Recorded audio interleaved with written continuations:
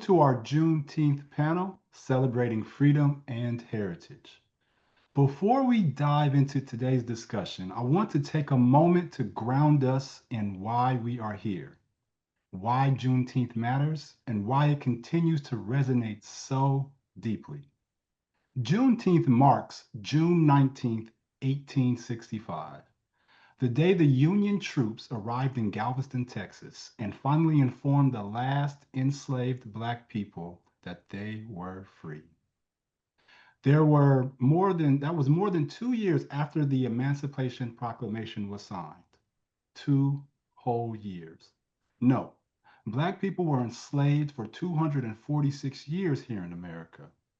Therefore, it was 248 for those in Galveston. So let's be clear, Juneteenth is not about the end of slavery. It's about delayed justice. It's about resilience in the face of silence. It's about the truth that freedom was never simply given to us. It was and is fought for, held onto, and passed down. For generations, Black communities have celebrated Juneteenth as a day of remembrance, resistance, and joy. Long before it was a federal holiday, it was a sacred tradition.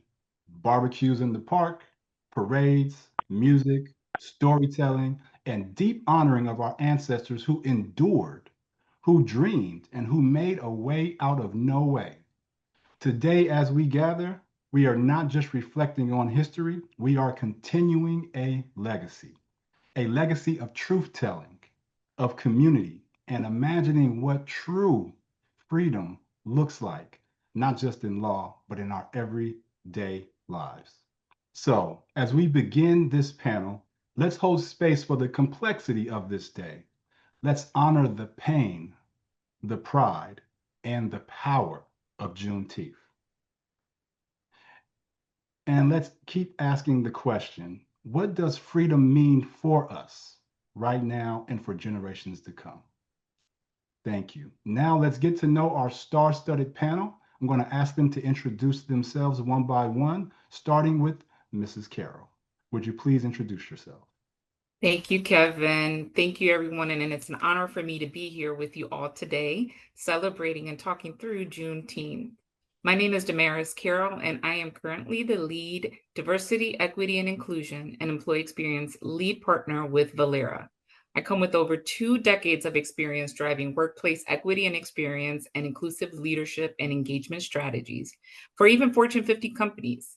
So I'm a recognized leader in the strategic advisor where I integrate equity, access, and belonging into core businesses operations, fostering high-performing and inclusive engaged workplace that drive innovation and growth. And I'm very excited to be here with you all. Thanks you, Kevin. Welcome, Mrs. Carroll. Ms. Hayes. Good afternoon. So excited to be a part of this very esteemed panel where I have the privilege of sharing my perspective on Juneteenth. I serve as the Chief Learning and Development Officer for State Employees Credit Union of North Carolina. We are the second largest credit union in the industry, but my role there is more a people and planet advocate.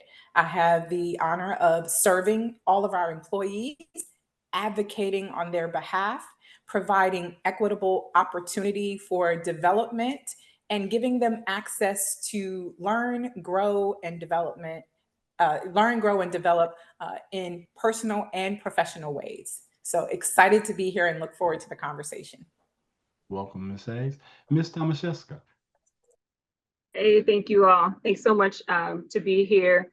My name is Opal Tomaszewska, and I am Director of Multicultural Business Strategy for TrueStage. TrueStage, if you don't know, is a longtime partner of credit unions. And within my role, I lead consumer insights as well as multicultural engagement.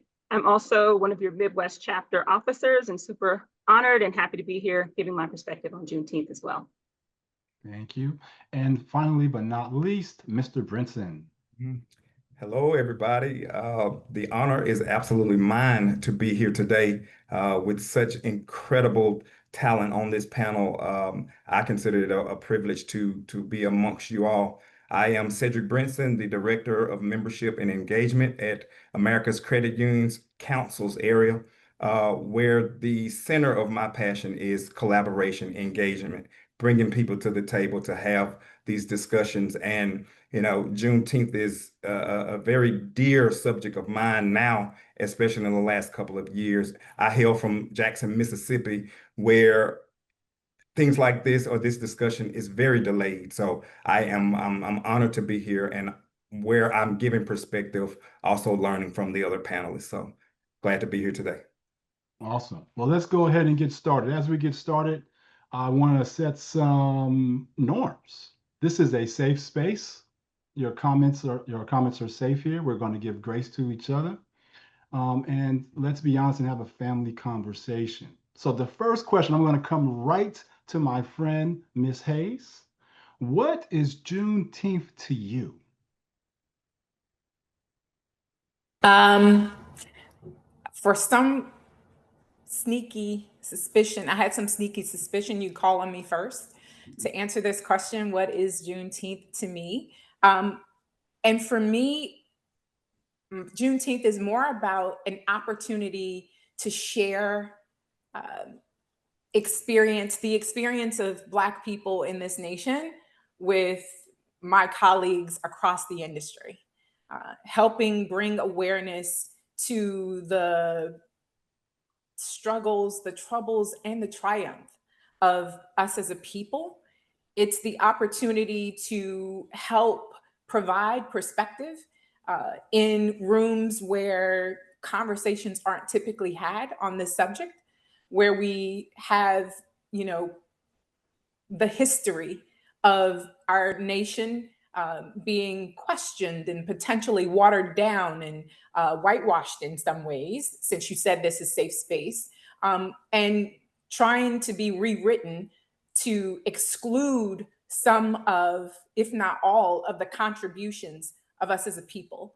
And so for me, Juneteenth serves many purposes. One, as a true celebration for the awareness of the Emancipation Proclamation, but it's also so much more than that, in that it gives opportunity for conversations that wouldn't normally be had in rooms that aren't typically open to hearing this type of perspective around who we are as a people and the contributions that we've made to this country.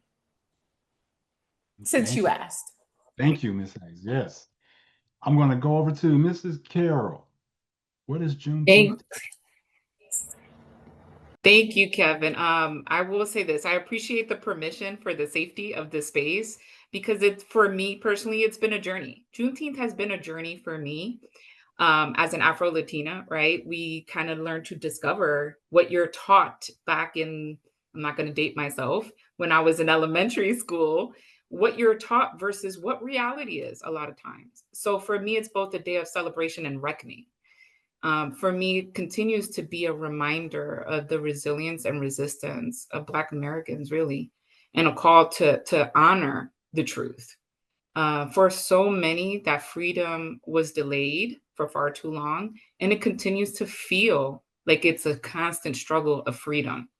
So it represents a commitment to truth-telling, healing, and continuing the work that I do that I'm so passionate about. Kevin, you know that. Very passionate in this space of equity and justice. So it's just much more than just a day for me. It's really a springboard of a reality that we're faced with. And to Emma's point, conversations that were never had that continues to be warranted to tell. I think it's great that you're both tapping into the narratives that we are told. I didn't learn much around Black history besides Martin Luther King until I got to college and decided to minor in African American studies.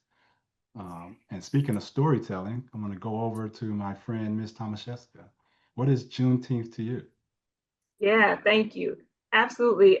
Build on what's been said here and agree, and hope you can see me nodding and smiling and silently clapping here. But to keep on this theme, for me, it is a reminder. So, we've come so far as a people in this country with all we've had to deal with. And I'm also a firm believer that you have to learn from those experiences so you can recognize those patterns when they come. And I think there have been so many times just within the short history from them to now that we've seen these patterns continue to come. And on the same token, it is Jubilee. This is a celebration of when we were all free. And to me, that's a huge connection with my own life, my own plight in the credit union movement. We haven't won until we all have financial freedom, until we all have what we need to thrive and not just survive. So for me, Juneteenth is that reminder to celebrate, include, and then move forward together. Thank you. Mr. Brinson, what is Juneteenth to you? Yeah, well, thank you again. You know, the soliloquy that you opened with was very educational, and I'll be honest and say, full transparency, the last 5 years was my in-depth education about Juneteenth and getting a true knowledge and understanding of what it really means. So, for the sake of answering the question, it means honoring the resilience and contributions of Black Americans throughout history. Especially in the face of oppression and systemic injustice. For me, it's a time to celebrate culture, joy, excellence, and just getting back to those roots of history and knowledge. But at the same time, it's also time to confront the uncomfortable truths about the work that needs to be done in regards to equality and justice in our country. So for me, it's continued education where we're excited about history and then about the future endeavors that we can accomplish, hopefully on a positive light. It's about action that's going to follow to get us there. So. Thank you for sharing. So since Mr. Brinson was so vulnerable in sharing that his education on Juneteenth happened in the last 5 years, I'll also be vulnerable. Mine has only happened probably in the last 8 years. And so it's interesting to know that you can be a grown person walking around and not know all the major milestones of the history that birthed you. So with that said, all about these celebrations, I want to ask this question. When did you start celebrating Juneteenth? And how do you celebrate your Juneteenth heritage? I'm going to come back to you, Mr. Brinson, since this is something that is some newfound knowledge for you. How do you go about celebrating? Yeah. Well, from a celebratory standpoint, like I said, I'm from Mississippi, and so I have a cover band, and we perform all over the place, and we sing. We're a party band, so we just love to see people coming together and just having a good time. You mentioned the barbecues. We'll do anything from a backyard house party to a corporate convention. But we had an invitation about 3 years ago to headline a Juneteenth event.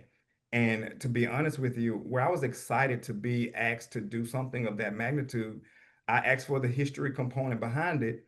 And I said, we'll do it, but not without a component of education. So someone would have to be there to educate the people because yes, it is a celebration, but it's also an opportunity to educate people because I was in the seat that I didn't have full knowledge of what it actually meant. So I did not want to participate in this magnitude just to have another event.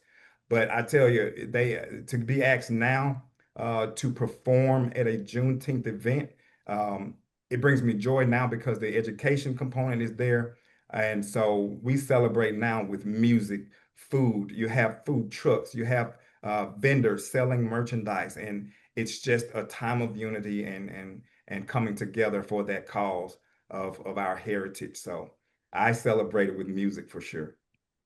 I think this is a great time. When we send this recording out, we should like intersplice a song from Mr. Brinson's band, just so we could have that little that sound bite to see how you performed in that celebration.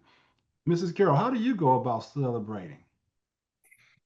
Honestly, I became more intentional about Juneteenth as an adult. I will say that when I realized really how little it had been part of the mainstream history and part of my early education. So once you learn about it, it's almost that intentionality that you have to take in addition to just learning it. It's the application of what do I do now that I know, now that I'm connected to this. So part of the celebration at having 3 young Black boys is really talking through, reflecting on Black contributions to this country, supporting even more Black-owned businesses, participating in community events, and like thinking through having those conversations, those hard conversations that move us forward, and teaching my children, that next generation, to really have courage in talking in spaces and having pride about what really their history is. If you don't mind, Ms. Carroll, I'd like to follow up on something. You mentioned your 3 young boys. What are their ages? They are 18, 16, and 7. Just don't ask about the 7-year-old. I know. Just listen. A blessing. A blessing and the cornerstone as well as the end cap. I'm curious, how did you and your husband decide when to start having such conversations with your sons? Very, very young. We were intentional with our oldest 2 to put them in a private school that was geared towards Blackness, meaning they went to a predominantly Black elementary school that really started to give them the confidence to understand who they are, take pride in who they are, and had real conversations around others that look like them, that are achieving high things in life. We had lawyers, doctors, poets, all kinds of Black successes, celebrities that look like them, to gain that confidence. So we started early. Because of the work that I do, I will say I was probably a little bit, Kevin, I know you like to use this word, militant. I know Ms. Renee likes to say that I am a little bit more militant around that education piece. So it was very, very important that we started them early on in conversations, not pointing out their differences, but celebrating it and understanding that not only do they have nothing to be afraid of, but they have everything to contribute to. So they are blessings to you, but I must say they are blessed to have such intentional parents in their development. I'm going to change the question up a little bit for Ms. Tomaszewska. So do you think Juneteenth celebrations have mostly become a niche cultural phenomenon, or rather a prominent recognized celebration? And how so? Yeah. Thanks for that question. So for me, no.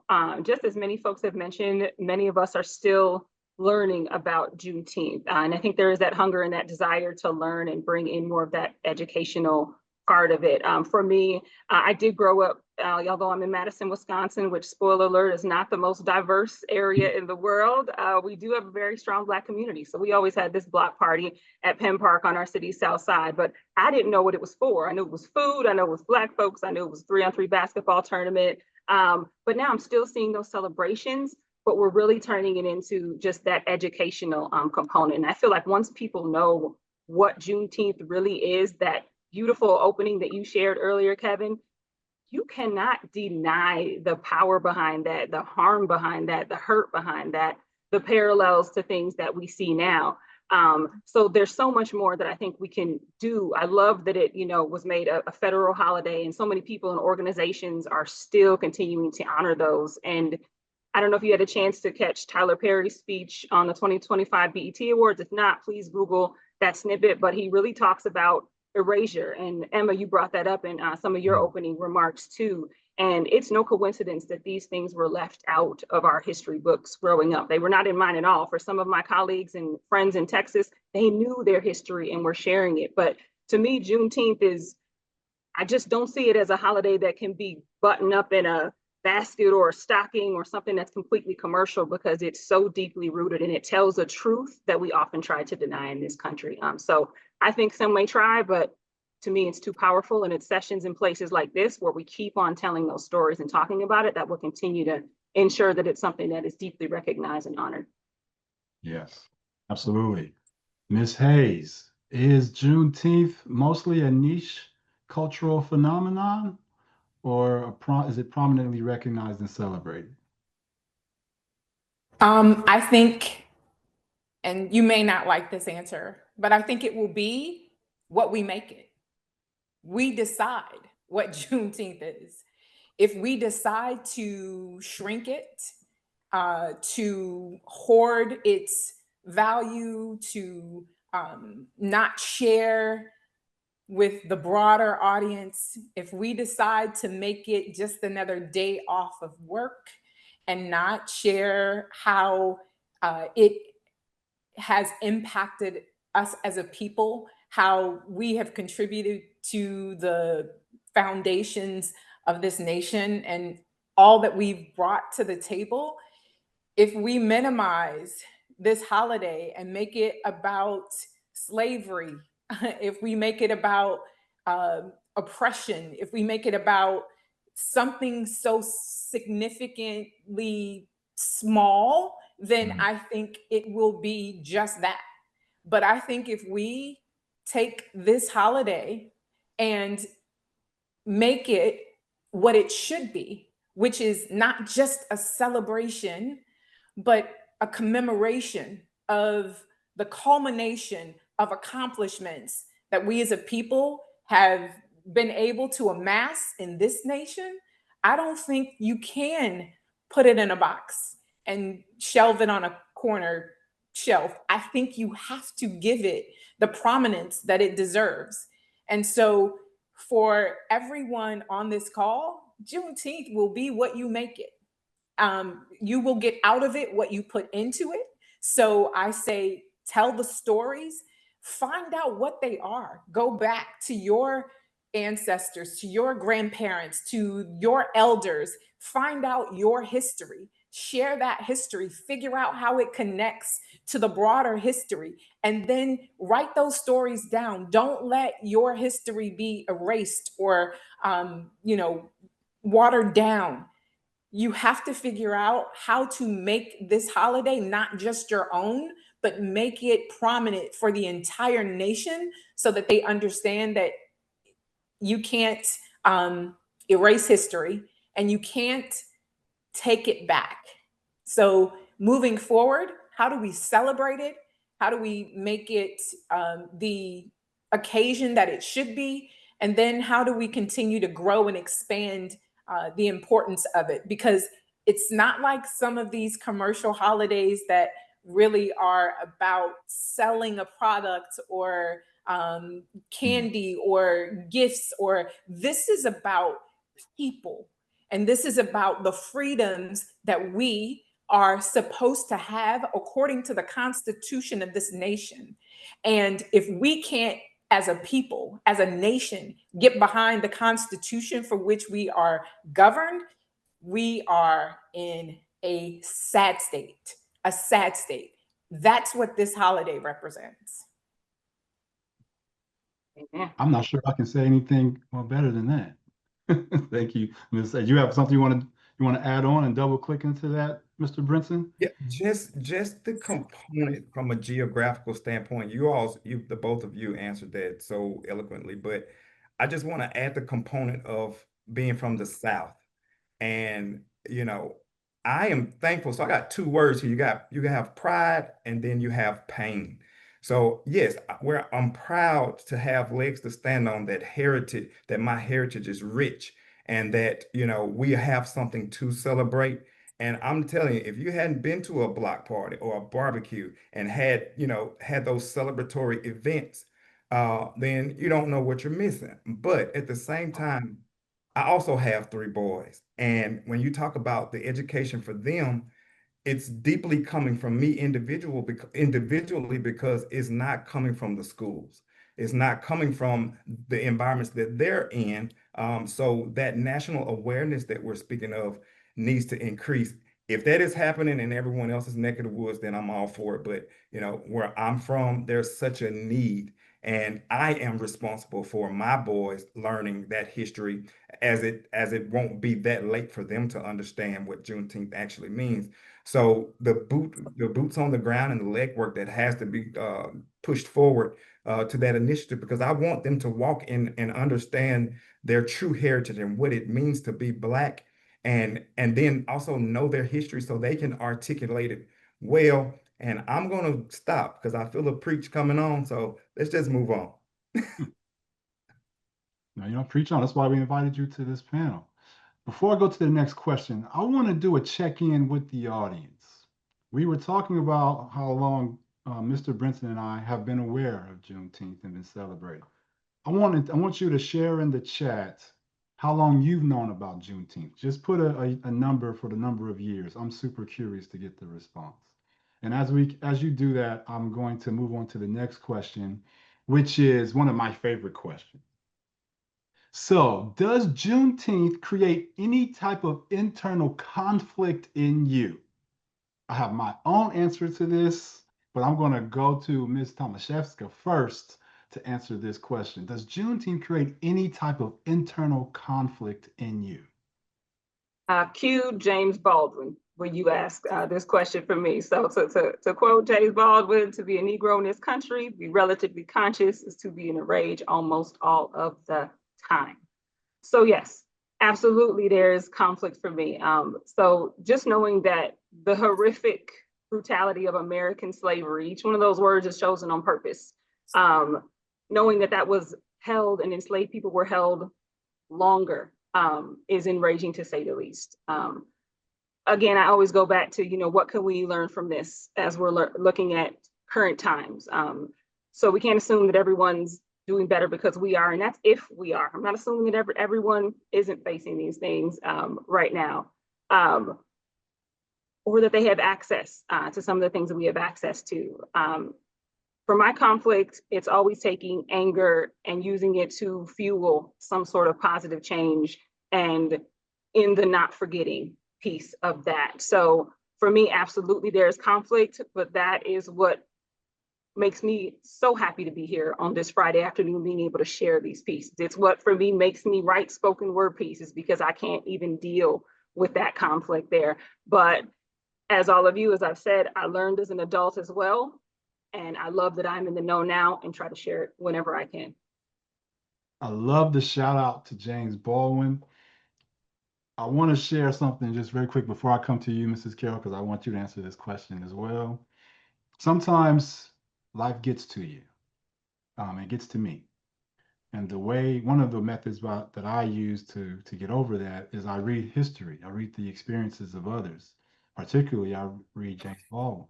And you start to realize, although you may be struggling here in the present, the struggles of the past were way, way worse.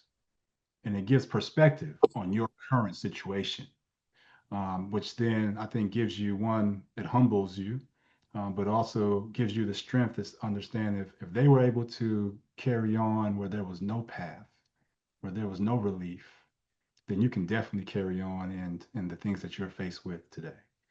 With that said, Mrs. Carroll, is there any conflict that you experience, any internal conflict when it comes to Juneteenth? Jump on Opal's bandwagon. Absolutely. It absolutely does. And I think that's an honest and human thing to say at this current time that we're in, because I do feel both pride and pain. To your point, there was such atrocities that we sort of sometimes glaze over as sort of just the past, but the pain is still there. The weight is still there. So how do you carry that big boulder up a hill? So there's pride in that strength that they had in that community that we crave so much now. But there's also pain in knowing that freedom for a lot came late and that the full equity remains elusive for many. So it challenges me every single time to hold space for joy and justice. So again, like being in this space and to your point that life gets to us, being in the space of DEI or even experience workplace equity for so long, it does weigh on you. I know it weighs on me. So when there are these moments, and I try to tell folks all the time, they're like, how do you do this for so long? It's community that sustains me.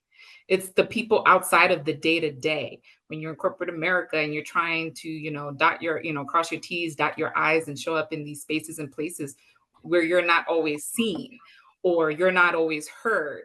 And you come with the boldness. It's organizations like this that give you that boldness to show up and smile and say, well, hello, everybody. I'm glad you can join me. So there's that joy. There's that space that I hold. But I know that on my shoulders, it carries such a huge weight of people that came before me that risked it all. So it pains me every time I go in there and I see faces that don't look like mine, because those are missing seats. And that challenges me to continue. And that pushes me forward to want to be so passionately advocating for those spaces that sometimes we reserve ourselves in because we're not aware. I was looking at the chat and then seeing a lot of the conversation is around newness, this newness of discovery of Juneteenth. And while it was elevated when it became a national holiday, there's still a deep misunderstanding of that levity that we just give it now. And to Emma's point, it is our responsibility not to whitewash it, not to allow it to be whitewashed in a conversation to make others comfortable when we've lived uncomfortably, even in our own skin. So we have a duty to show up bold. We have a duty in these spaces to take hold of the conversation and change the narrative and mindsets with our own behavior on how we approach these conversations. So it's a good internal conflict, I would say, because it keeps me, it drives me, it sustains me. And I try not to sway to Cedric always saying, going, you know, when I hear folks preaching, I hear Opal with her poetry, I'm like, yes, pass the plate. But I live in those spaces because of community. It allows me to continue the work. Yeah, Kevin, see, can I just double click right there right there where the mirror says? click on. You know, there is, for me, such dissonance between past and present. It feels like, so I'll share with you all, last year, I was driving into work on June 19th because my credit union is still open on June 19th. We follow a lot of the state holidays. I am in the South, I'm in North Carolina. So driving in, I was overwhelmed with emotion. Like, I couldn't imagine what it would be like to have been enslaved, for that to be all I know, and then to find myself free, have absolutely no clue what that means, don't know how to embrace it, how to live it, and not have the means to really step into it with any type of dignity. So I imagined for myself being a mother and having children, and everything that sustained me up until this point was earned through labor that was never compensated. So I didn't have anything to then feed my children. I'd always relied on someone else. So in that moment, when now I understand, oh, you're free, what does that mean? How do I feed my family? How do I provide shelter? How do I clothe? How do I, like, the bare minimum necessities? Like, that was heavy on my mind.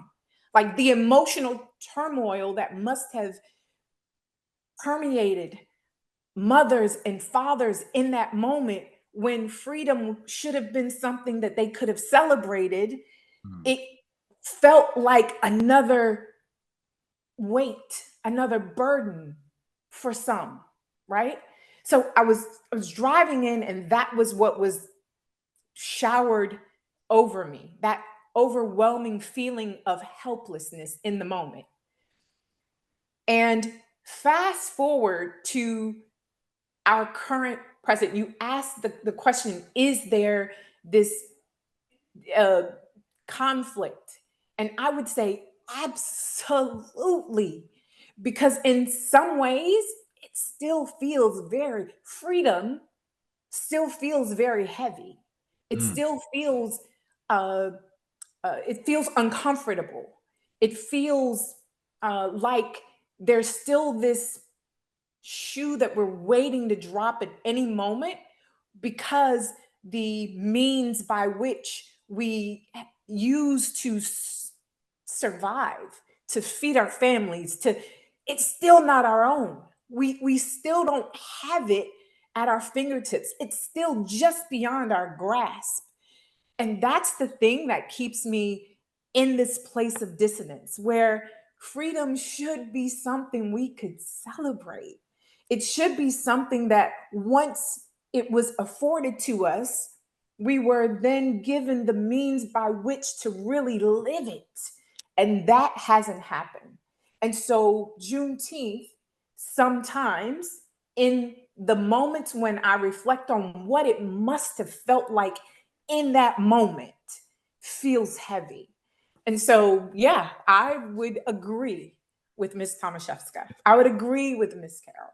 It is still something that provides a source of conflict, because even though I myself don't have those same worries that my ancestors had, I still have worries about how do we live it truly? Can we live it truly today? I love that. I want to make sure I double click on what Ms. Carroll said as well. You said the pain is still there. And did some quick math. We talked about how Black people were enslaved in this country for 246 years. Unless you were in Galveston, it was 248.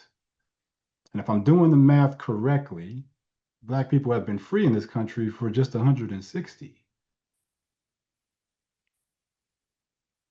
So literally, the people who look like the folks on this screen have been enslaved in this country longer than they have been free, and not by a small margin, 80 plus years. So the pain still being there is completely appropriate as we continue to work through it.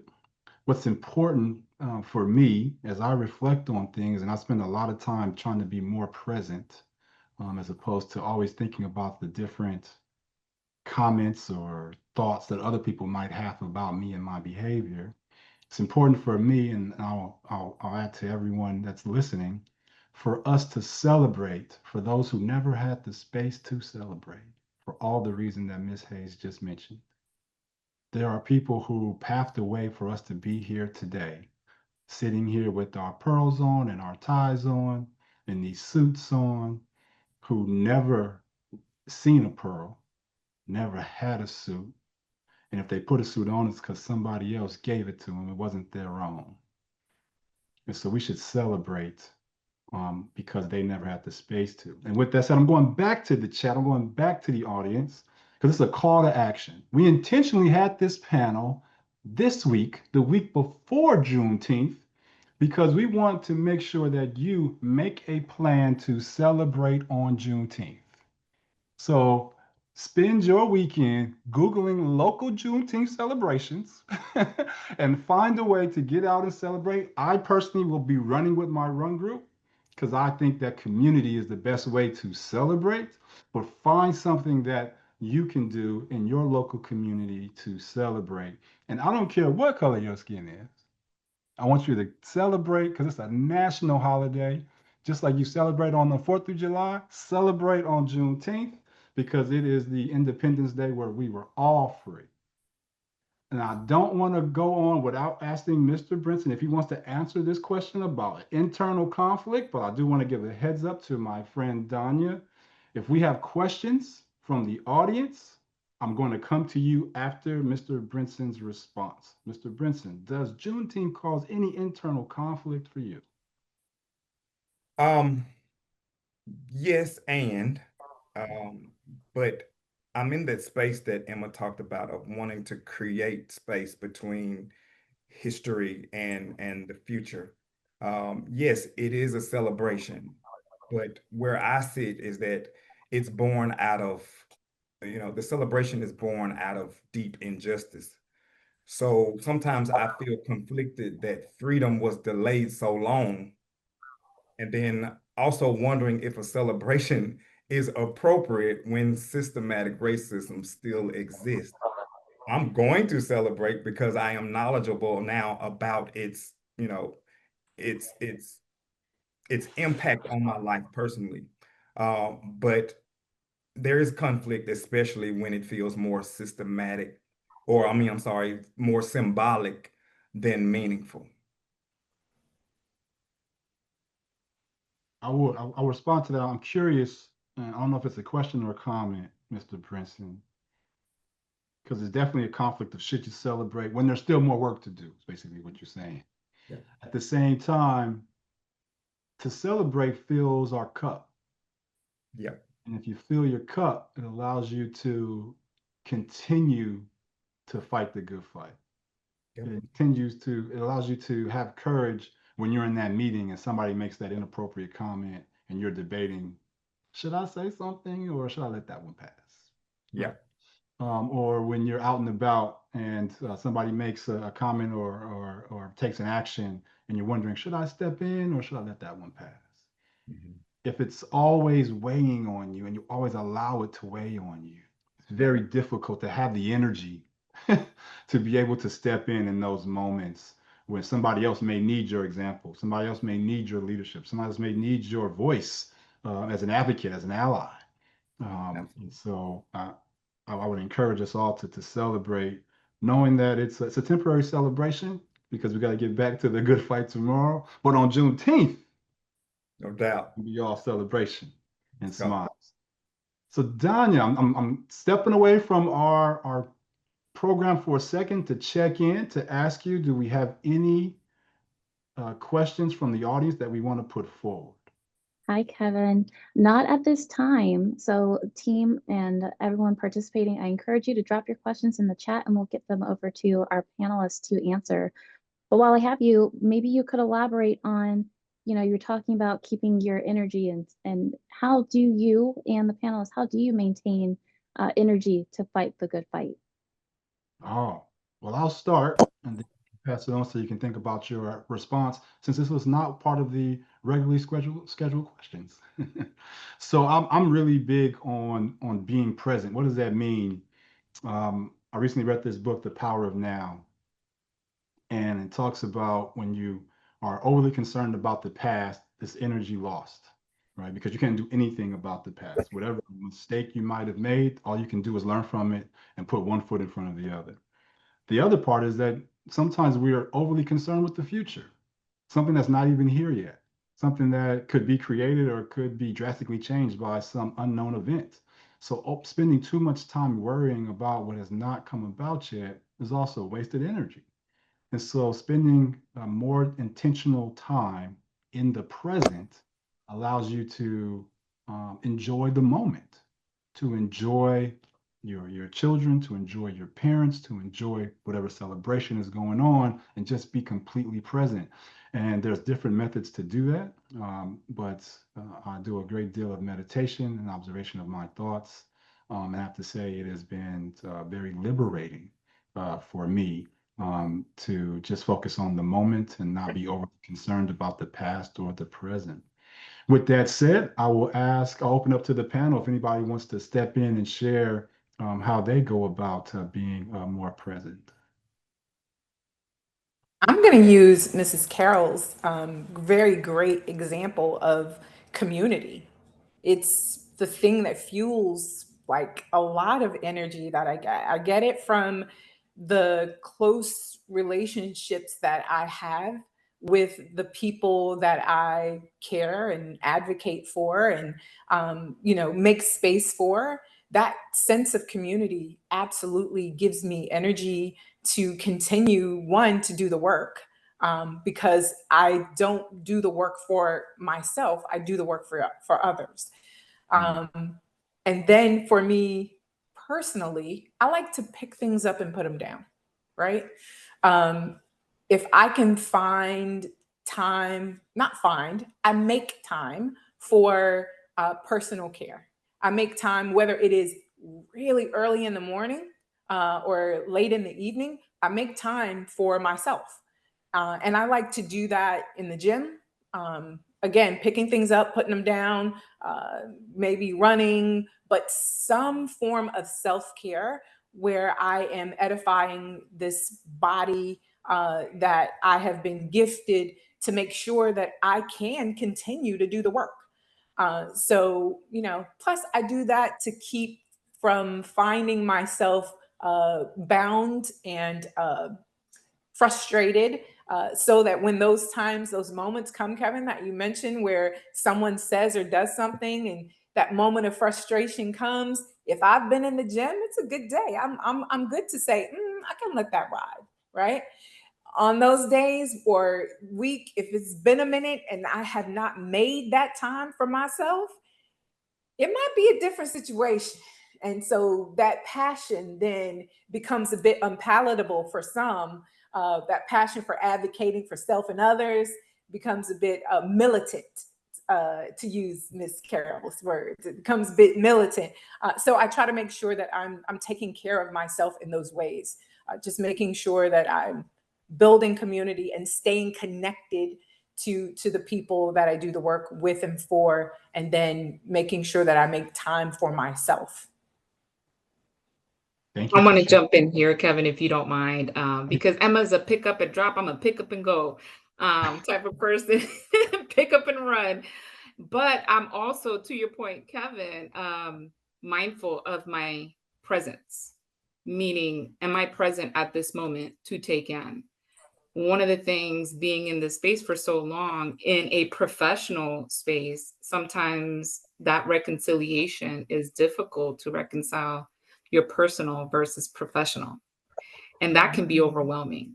Community is more to me than just a space, but I give myself grace and permission to feel, to Emma's point, to have that space to fall back at times. But one of the things that has really sustained me is surrounding myself, as Emma would have said, my board, with people who have true intentions to want me to keep doing that work, to drive me to keep doing more, even in those moments where I feel weak or in those moments where I get tired.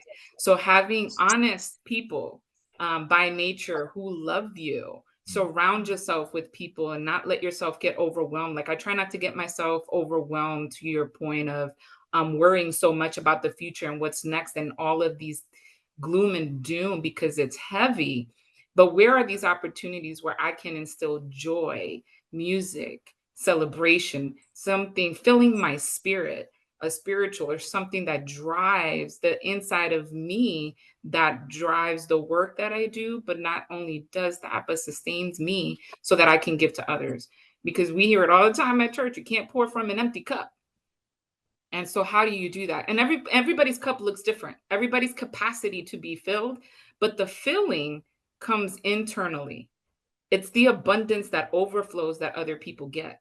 So I always try to challenge myself. How am I filling my own cup to the top so that anything that overflows is a gift that I can give others?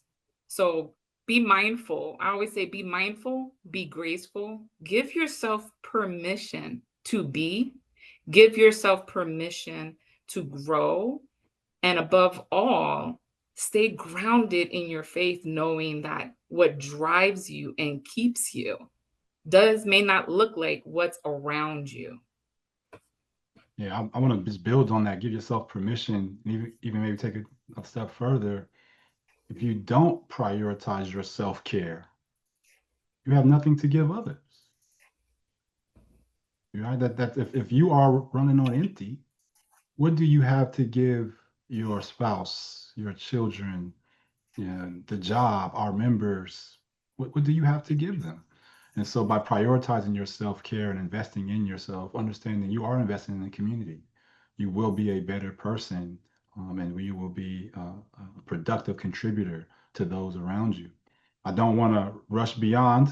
I know we have a talented Mr. Brinson, and when it comes to singing, and then Ms. Tomaszewska, when it comes to spoken word. Do you have any comments on this ability to be present, or how you invest in yourself and your own mindfulness? Yeah, I'd say similarly to what's been said for me. I'm on a Peloton 6 days a week to both mental and physical, to be able to get that out is really what it is. I probably look like a wild person because I'm like I will throw energy off me at a certain point in the ride and just I throw it out this window. But you have to, for all the work that we do and everything that we do hold.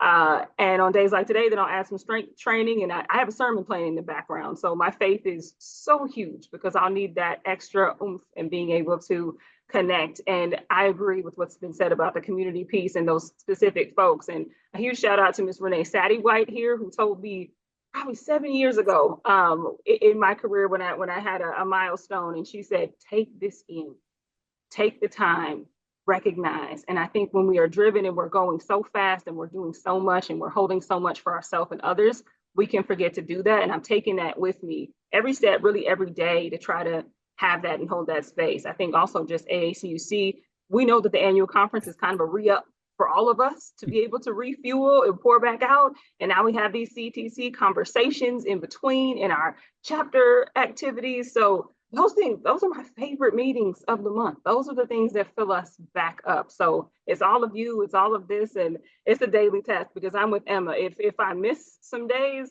it is easily seen by first my family, then the other people that I'm around. Absolutely. I just want to say, I hear the panelists talk about their going to the gym and being active to relieve, but I'm just imagining everybody having their headphones on and they got, probably the hip hop music and the music that's getting them energized to have a good workout or whatnot. But I go to the gym and I'm playing like R&B and gospel songs for the mental capacity, where the weights and all of that is invigorating the body, whatever. But my mind it's set on some Frankie Beverly and Mays for the mental capacity of it. But yes, the mirror check, the self-reflection and things like that. And that's what keeps me grounded to be the best version. And I know Damaris doesn't like this phrase, but being the best version of yourself and whatever that looks like, because people are watching, and not that you do things for people and their approval, but representation matters and how you show up matters. Yeah, I can't say I'm in You would be surprised, Cedric. I listen to sermons when I work out. I very But rarely. why? I do too. I'm listening to sermons and I have my playlist before I go in there. I know which sermons I'm gonna listen to all while I work out. I need to feed my spirit while I'm in there. Right. I must be a heathen because I like my Mac touching yams when I'm working out. And if you don't know that reference, you can Google that later. I like my back touching yams. There ain't no sermons in R&B in my playlist. I do want to share with just in case everybody doesn't know why the separation of personal and professional is a topic here. Some people call it code switching. Who you are, and this happens for everyone, but it's particularly prevalent in the Black community. Who you are at work and who you are personally can be, quite different. And I've had that same experience, and this distance between the two takes a lot of energy. And I'm not sure you can ever get them to be completely aligned. Maybe you can. I think that would be great. But I do think as you invest in yourself and your authenticity, and as we create more places of inclusion and inclusive workspaces, the distance between these things starts to shrink. So you spend less time trying to be whoever you are at work versus at home, and you spend more time doing your job. Right? Being yourself, bringing your full self to work, being able to help your team and help your members, serve your members. And so this is the power of creating an inclusive work environment, which is why the work that I believe the AACUC has helped to spark within the credit union space is so absolutely critical. People don't spend so much time separating the personal and professional. They're trying to align them so they can be able to bring their full selves to work. So I think we only have a few minutes left. I'm going to do a check-in with Danya. Do we have any questions, or I'll go to my last question? Yeah, Kevin, the floodgates have opened for questions. There actually are 4 in the chat, so I'm not sure if we can get through everyone. But the first question is, do you experience conflict with celebrating July 4th? That was one of the questions we did not get to. How about we get 2 people to respond to that? Any 2 volunteers? I can go. I'm just, some people have this relating or intersecting with Independence Day. So really, for me, it's July 4th celebrates a promise of freedom, and Juneteenth exposes its delay for me. So for a lot of Black Americans, Independence Day has long been bittersweet. So Juneteenth brings necessary completeness to the national story. And it's a continuous reminder that freedom must include everyone in order for it to be real. So for some, it's in these current times, it's an either or and not a both and which I will tell you, you do what you do, and that's okay. But I appreciate the conversation around Juneteenth set aside on its own, because it does bring it full circle that we are not only a part of the conversation, but we built the conversation. Yeah. Building on what you just said, back in the day, Frederick Douglass was invited to an Independence Day, 4th of July celebration. He got on stage and he says to a bunch of white folks, "What is your Independence Day to me?" As a former enslaved man with multiple people, thousands of people still enslaved. He said, "What is your Independence Day to me?" I'm sure that was a very sobering moment for that celebration. What is the next question, Danya? Sure thing. Showing up today means so much, but how can allies pay homage to the day? Is attending a celebration the only or best way? I'm going to select Ms. Hayes to answer this question. I would say if you really want to be a good, true, honest ally, find a community to embed yourself in authentically, like so that you learn about the people in the communities that you work with, that you serve, and figure out what would be important to them for you to do to showcase the support that you have for them. So yes, going to an event is wonderful. It's a great start. I would say go to an event and find a community. Find a community that you can then support in ways that you can leverage the privilege that you have to support and bring to light some of the needs that they might have in that community. So if you're looking for ways, integrate yourself into a community, find out what they need. That's how you can really be a really great advocate for not only Juneteenth, but for the communities that you serve. So I know we're coming to the end, and I want us to always start on time and end on time, as we always do at AACUC events. So I'm going to stop the audience questions for a moment. I'm going to ask this group one question. I'm going to ask you to respond with less than 10 words if possible. What can the movement, the credit union movement, do to create a more inclusive credit union system?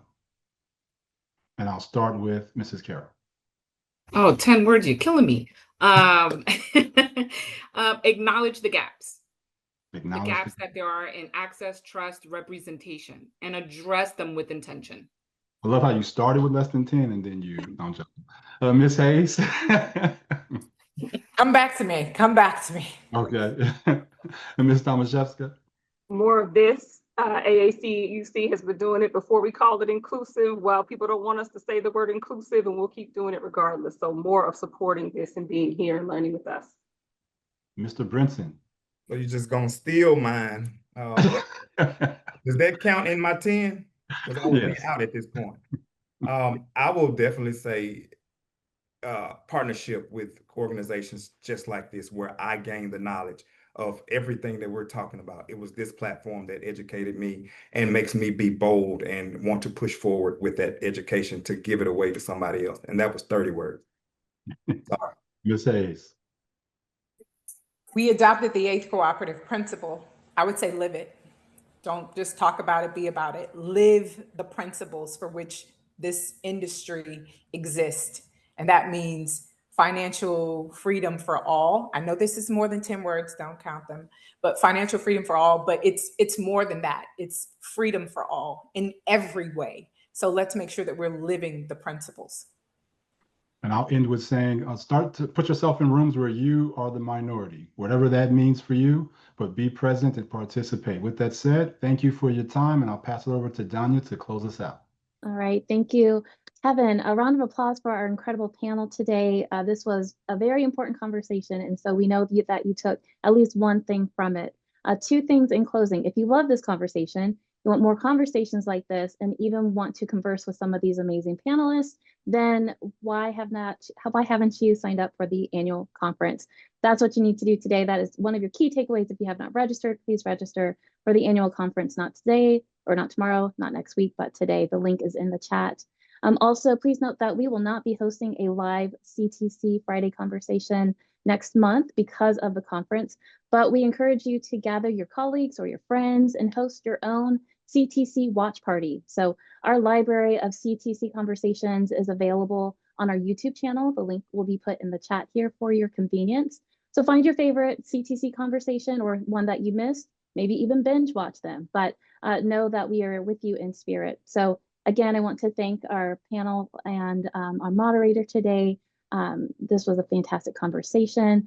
Have a nice weekend, everyone. You are adjourned and dismissed. We will see you all soon, hopefully next month in Alpharetta.